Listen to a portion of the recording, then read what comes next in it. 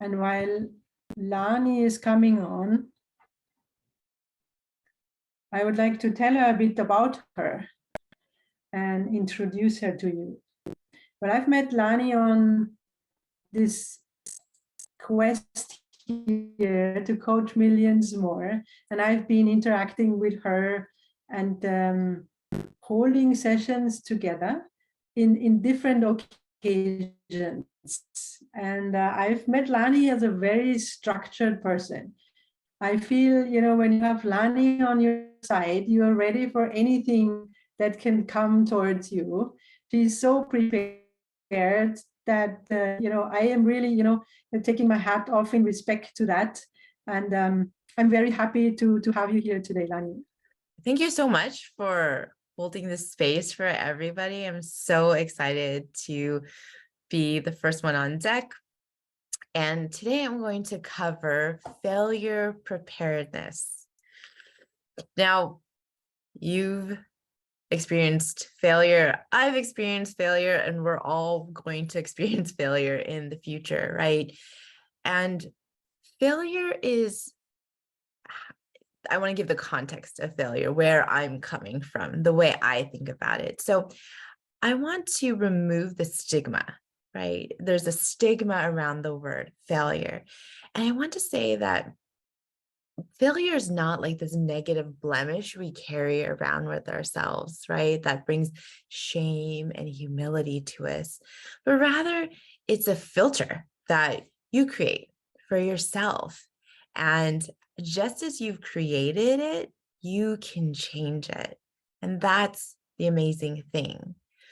And failure is really this label that we give an experience or event that we've had. It's really an arbitrary experience, right? An arbitrary label. And so I want to say instead to think of failure that it can be your greatest opportunity and source of growth, because it opens the door to innovation, something new, right? If everything goes as planned, then we don't usually create something new. We just keep creating the same thing over and over again.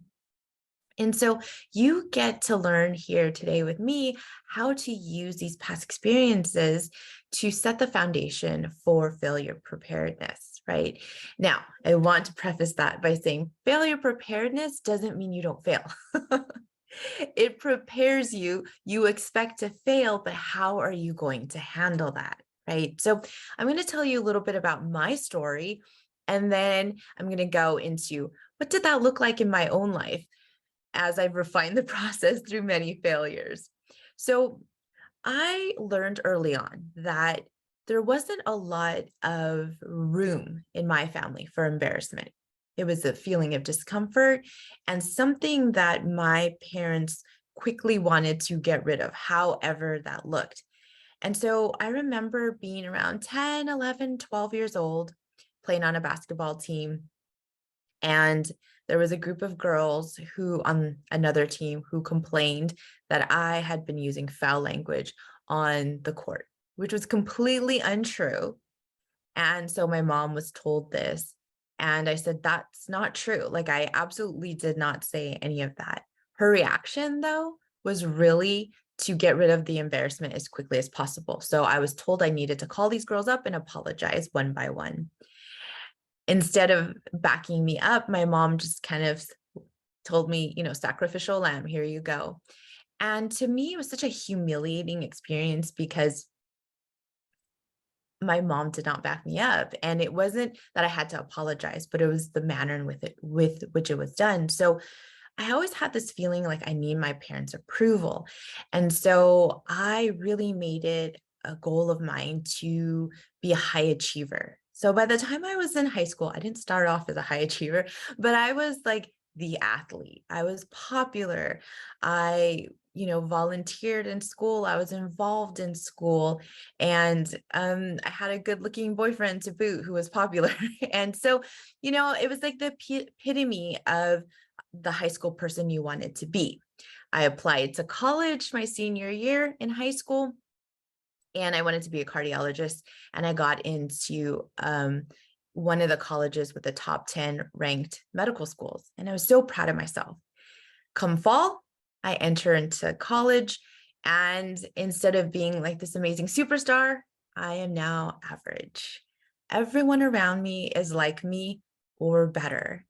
And I had this breakdown in identity. I didn't know what to do with myself.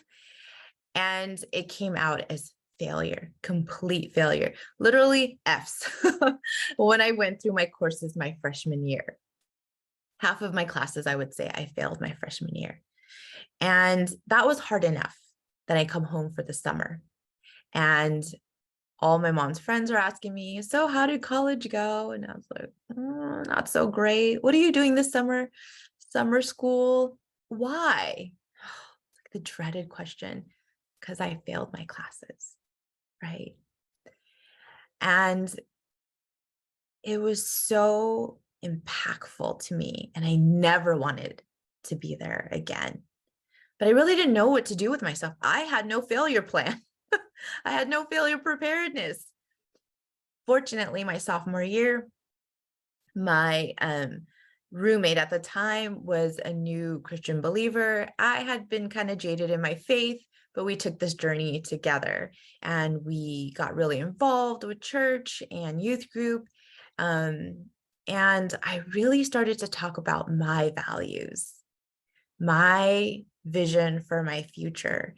And that's really where I shifted and I decided I wanted to go into teaching. I wanted to use my science background, but I didn't want to necessarily be a doctor. I didn't want to be in school for another 10 years. That wasn't the vision for myself.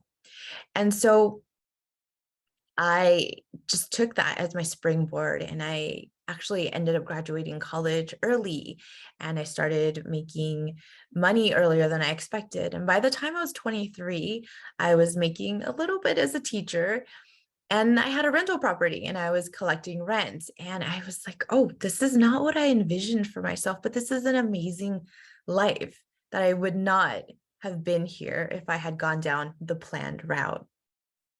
And so, looking back, I would have told my younger self to put value in who I am and not what I do. That's really the message I wish I'd given myself. And if I wish I knew back then that I am also not responsible for other people's discomfort, as long as I'm in integrity with my own values. So how did this translate to failure preparedness, right? Well, I want to say, just like I talked about, what I had to do is define and identify my values. I would say list your values and rank them in priority. What is most important to you out of your values? And then make your decisions based on these values and priorities. This really creates a sense of self-trust within yourself, right? You're not Google searching, and not that there's not a place for research, but when you make those decisions from who you know you are, that creates a sense of self-trust. Now, it's not always going to go 100% as expected, but you trust yourself.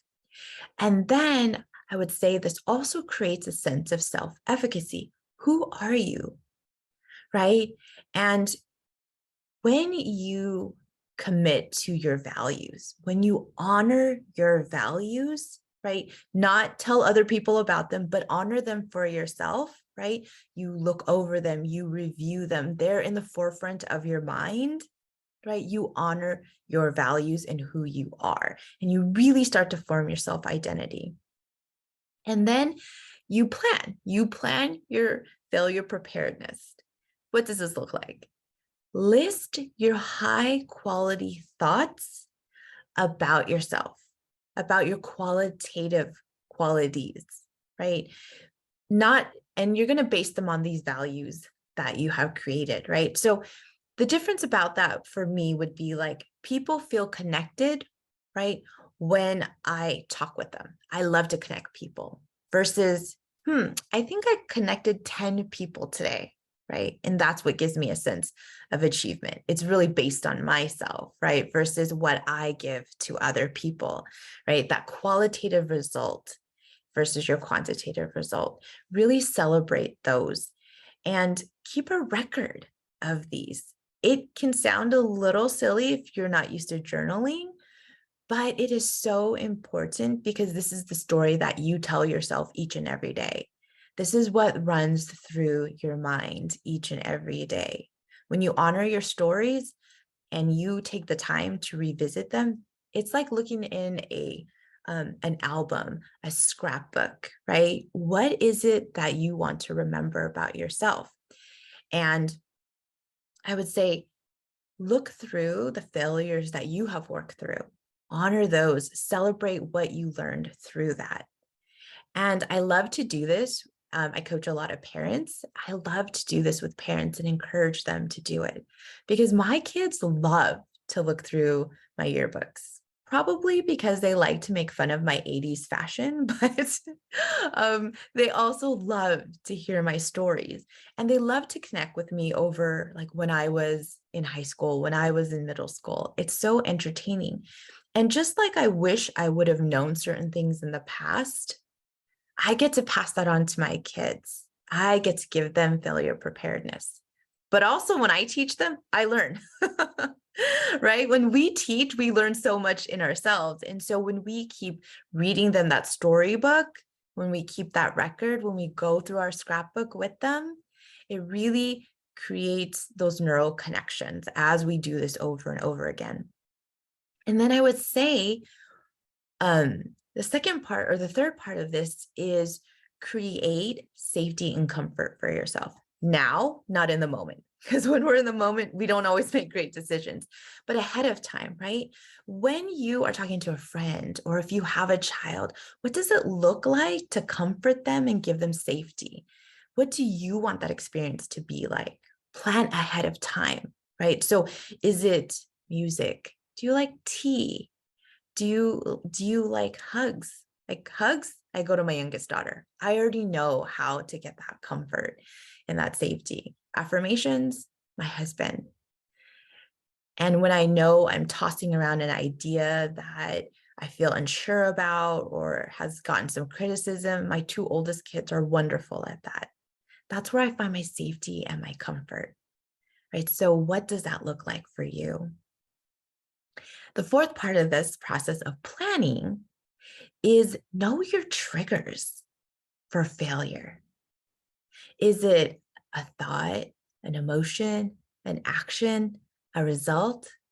For me, thoughts like, I hope so-and-so thinks this about me, or I hope they don't think that about me.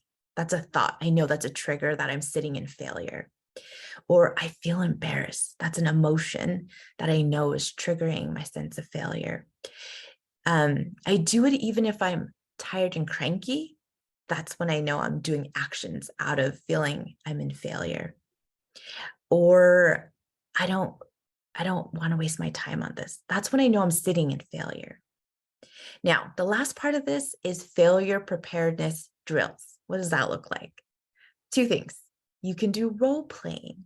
What does it look like when you role play this for yourself in your head, this drill? I don't do that so well. So my second thing is I love to read biographies on people I admire. I love to read about other challenges that other people have been through because I take myself on that journey and I get to live through things that they've done that I would love to do for myself, things that I would change, that I would do differently, or even challenges I haven't met myself. I get those creative juices flowing. And so I love going through biographies. That's what really works for me. So thank you so much for being here and listening to my story. And I hope you take away something to help yourself with your failure preparedness plan. Thank you very much, Lani. I very much appreciate to take us on this journey to go back to your childhood. And I know how it feels like to not be backed up. So I'm sure our listeners will be able to remember incidences where that happened to them. So I'm going to put you back down in our audience to get you back later. Thank you for now. Thank you, Jutta.